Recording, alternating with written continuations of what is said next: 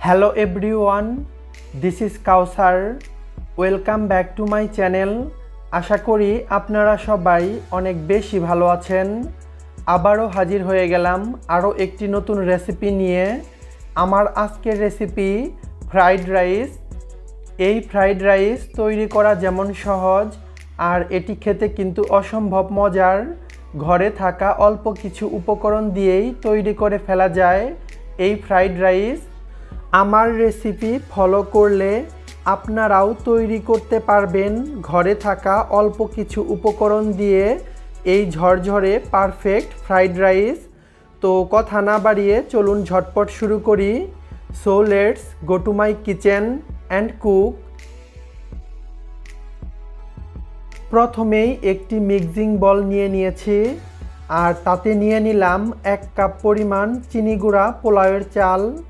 আপনারা এই fried rice রান্না করার জন্য যে কোনো ধরনের পোলাওয়ের চাল ইউজ করতে পারবেন, আবার চাইলে বাসমতি চালটাও ব্যবহার করতে পারেন। এ পর্যায়ে চালটাকে ভালো মতো কষলে পরিষ্কার করে ধুয়ে নেব আর বারবার পানি দিয়ে চালটাকে ধুয়ে নেব যতক্ষণ না পর্যন্ত চাল থেকে পরিষ্কার পানিটা বের হয়ে আসে। চালগুলোকে আমি পরিষ্কার করে ধুয়ে একটি স্ট্রেনারের মধ্যে পানি ঝরাতে দিয়েছি আর এদিক থেকে আমি একটি বলের মধ্যে নিয়ে নিলাম 2টো ডিম। এ পর্যায়ে ডিমের মধ্যে দিয়ে দেব 1/2 চা চামচ লবণ।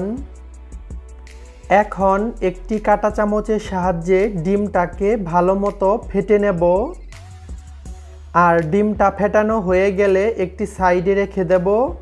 এ পর্যায়ে আমি চলে যাব মূল রান্নায়।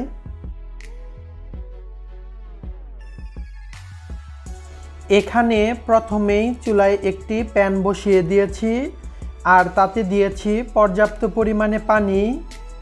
এ পর্যায়ে দিয়ে দেব 1 টেবিল চামচ সয়াবিন তেল আর এই তেল দেওয়ার কারণে চালগুলো সেদ্ধ হওয়ার পর একটার সাথে আরেকটা লেগে যাবে না, অনেক ঝরঝরে থাকবে। এখন দিয়ে দিলাম 1 চা চামচ লবণ যাতে করে চালগুলো নোনতা হয়। এ পর্যায়ে সব কিছু ভালো মতো মিশিয়ে চুলাটি অন করে দেব আর অপেক্ষা করব পানিটা ফুটে আসা পর্যন্ত।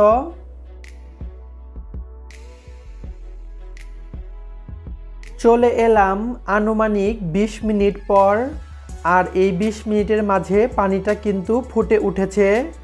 এ পর্যায়ে দিয়ে দেব সেই আগে থেকে ধুয়ে রাখা চাল আর চাল দেওয়ার সঙ্গে সঙ্গে চামচ দিয়ে এভাবে নাড়াচাড়া করে দিতে হবে, তা না হয় চালটা নিচে থেকে লেগে যাবে। চালগুলো নাড়াচাড়া করে দেওয়া হয়ে গিয়েছে। এ পর্যায়ে অপেক্ষা করব চালটা 80% সেদ্ধ হওয়া পর্যন্ত। আনুমানিক 10 মিনিট জাল করার পর চালগুলো এরকমভাবে ফুটতে শুরু করেছে।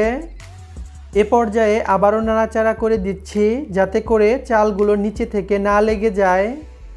আমি একটি চাল চেক করে নিচ্ছি, এখনও 80% সেদ্ধ হয়নি। এটিকে আরও কিছুটা সময় জাল করে নিতে হবে। আমি প্রায় 2 থেকে 3 মিনিটের মতো জাল করে নিয়েছি। এ পর্যায়ে আপনাদেরকে চালটা চেক করে দেখাচ্ছি। বাহিরটা সেদ্ধ হয়ে যাবে বাট ভেতরটা শ্বাসের মতো রয়ে যাবে। এই কাজটা অনেক স্ট্রিক্টলি আপনাদেরকে করতে বুঝে নিতে হবে। এ পর্যায়ে আমি চালের মধ্যে দিয়ে দিচ্ছি পানি যাতে করে এই চালটা ওভার কুক না হয়ে যায়। এ পর্যায়ে আমি চালগুলোকে একটি স্ট্রেনার দিয়ে চালের পানিটাকে ছেঁকে নেব। আমি এখানে এরকম একটি ছড়ানো ট্রে নিয়েছি। এ পর্যায়ে সেই পানি ঝরানো ভাতগুলো এ পর্যায়ে ট্রের মধ্যে বিছিয়ে দেব। এ পর্যায়ে ফ্যান ছেড়ে ভাতগুলোকে ঠান্ডা করে নিতে হবে আর চামচ দিয়ে এভাবে ভাতগুলোকে বিছিয়ে দিতে হবে যাতে করে ভাতগুলো ওভার কুক না হয়ে যায়। একটা টিপস দিয়ে রাখি, রান্নার শেষে আমি কিন্তু ভাতের মধ্যে পানি দিয়ে দিয়েছি যাতে করে চালগুলোর মধ্যে যে কুকিং প্রসেস সেটা অফ হয়ে যায়। এতে করে ভাতগুলো আর ওভার কুক হওয়ার কোনো চান্স থাকবে না। এ পর্যায়ে আমি ভাতগুলোকে সম্পূর্ণভাবে ঠান্ডা করে নেব। আর ঠান্ডা হয়ে গেলে চলুন আপনাদেরকে ফ্রাইড রাইস তৈরি করে দেখাই। ফ্রাইড রাইস তৈরি করার জন্য চুলায় একটি প্যান বসিয়ে দিয়েছি। আর প্যানটি গরম হয়ে গেলে দিয়ে দেব 1/4 কাপ সয়াবিন তেল। তেল গরম হয়ে গেলে দিয়ে দেব 1 টেবিল চামচ পেঁয়াজ কুচি। এ পর্যায়ে পেঁয়াজগুলোকে হালকা একটু ছটে করে নিতে হবে। আর এখন আমি পর্যায়ক্রমে এক এক করে সবগুলো সবজি অ্যাড করব। যে সবজিগুলো সেদ্ধ হতে একটু সময় লাগে সেই সবজিগুলোকে আগে দেব। আর প্রথমেই দিয়ে দিলাম 1/2 কাপ পরিমাণ গাজর কুচি। এ পর্যায়ে গাজরগুলোকেও হালকা একটু ভেজে নিতে হবে। এখন দিয়ে দেব 1 টেবিল চামচ রসুন বাটা। আপনারা চাইলে রসুন কুচিটাও ব্যবহার করতে পারেন, তবে আমি প্রেফার করব রসুন বাটাটাই দেওয়ার জন্য, এতে করে ফ্লেভারটা অনেক ভালো আসে। এ পর্যায়ে দিয়ে দেব 1/2 কাপ করে লাল ক্যাপসিকাম এবং গ্রিন ক্যাপসিকাম। আমি দুটো নিয়েছি 1/2 কাপ করে। এ পর্যায়ে এগুলোকেও একটু ভেজে নিতে হবে। মোটামুটি ভাজা হয়ে গিয়েছে। এ পর্যায়ে আমি এগুলোকে সাইড করে নেব।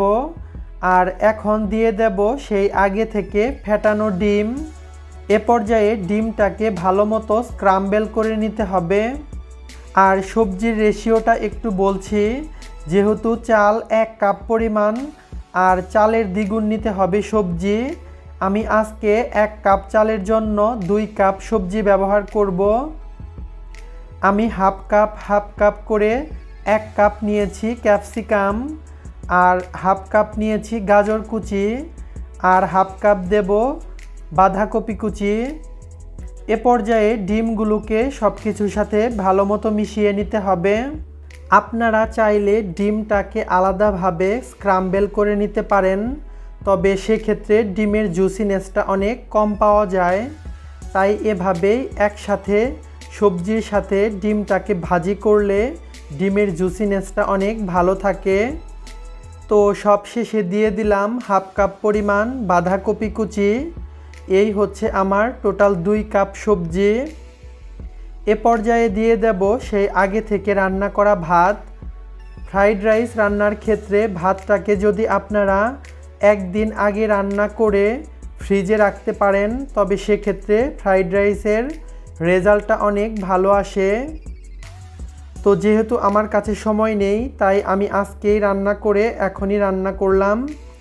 এ পর্যায়ে রাইসটাকে ভালো মতো সব কিছুর সাথে মিশিয়ে নিতে হবে। মোটামুটি মেশানো হয়ে গিয়েছে। এ পর্যায়ে দিয়ে দেব 1 চা চামচ গোলমরিচের গুঁড়া। আমি এখানে কালো গোলমরিচ ইউজ করছি, তো আপনারা সাদাটাও ইউজ করতে পারেন। আরও দিয়ে দিলাম স্বাদমতো কাঁচামরিচ কুচি। এ পর্যায়ে দিয়ে দেব 2 টেবিল চামচ সয়া সস। আরও দিয়ে দেব 1 টেবিল চামচ টমেটো সস। আরও দিয়েছি স্বাদমতো লবণ, যেটা ভিডিওতে মিস্টেক হয়ে গিয়েছে। এ পর্যায়ে সব কিছু ভালো মতো মিশিয়ে নিতে হবে। আর এই রান্নায় ফার্স্ট টু লাস্ট চুলার আঁচ কিন্তু একদম ফুল থাকবে। আপনারা সবাই জানেন যে কোনো চাইনিজ রান্নায় চুলার আঁচটা কিন্তু ফুল থাকবে, তাহলে সবজির কালারটা অনেক ভালো থাকবে। এ পর্যায়ে সব কিছু ভালো মতো মিশিয়ে নিতে হবে। এখন দিয়ে দেব 1 চা চামচ চিনি। আর এই চিনিটা অবশ্যই দিতে হবে, তা না হয় টেস্টটাকে কম্প্রোমাইজ করতে হবে। এ পর্যায়ে সব কিছু আবারও ভালো মতো মিশিয়ে নিতে হবে। আর মেশানো হয়ে গেলেই হয়ে যাবে আমার ঝরঝরে পারফেক্ট ফ্রাইড রাইস। মেশানো হয়ে গিয়েছে আর ফ্রাইড রাইসটা কিন্তু একদমই পরিবেশনের জন্য রেডি। এ পর্যায়ে আমি চুলাটি অফ করে দেব। আর চলুন আপনাদেরকে পরিবেশন করে দেখাচ্ছি। চলে এলাম পরিবেশন করার জন্য। আমি গরম গরম একটি সার্ভিং বলে এটিকে বেড়ে নিচ্ছি। আরও একটা টিপস দিয়ে রাখি, ফ্রাইড রাইস রান্না করার পর সঙ্গে সঙ্গে অন্য একটা প্লেটে এটিকে সার্ভ করে নেবেন। তা না হয় সেম পাত্রে রাখলে ফ্রাইড রাইসের কালারটা নষ্ট হয়ে যাবে। আপনারা দেখতেই পাচ্ছেন এটি ঠিক কতটা পারফেক্ট এবং ঝরঝরে হয়েছে। তো এখন আর রেস্টুরেন্ট নয়, বাসায় এরকমভাবে অল্প কিছু উপকরণ দিয়ে তৈরি করে ফেলুন ফ্রাইড রাইস। এটি রান্না করা যেমন সহজ আর এটি খেতেও কিন্তু অসম্ভব মজার, কোনো অংশেই রেস্টুরেন্ট থেকে কম নয়। তো অবশ্যই বাসায় ট্রাই করবেন, আর ট্রাই করলে আমাকে কমেন্টে জানাতে ভুলবেন না। ভিডিওটি কেমন লাগলো তা অবশ্যই কমেন্ট সেকশনে জানাবেন। আর আমাকে সাপোর্ট করার জন্য প্লিজ আমার চ্যানেলটিকে সাবস্ক্রাইব করবেন। যদি কোনো কোশ্চেন থাকে তা নিচে কমেন্ট সেকশনে লিখবেন, আমি অ্যান্সার দেব। আপনারা কি ধরনের রেসিপি দেখতে চান তাও কমেন্ট সেকশনে জানাবেন, আমি চেষ্টা করব সেই রেসিপিগুলো তৈরি করে দেখানোর জন্য। আপনারা সবাই ভালো থাকবেন, দেখা হবে নেক্সট কোনো রেসিপিতে। আল্লাহ হাফেজ।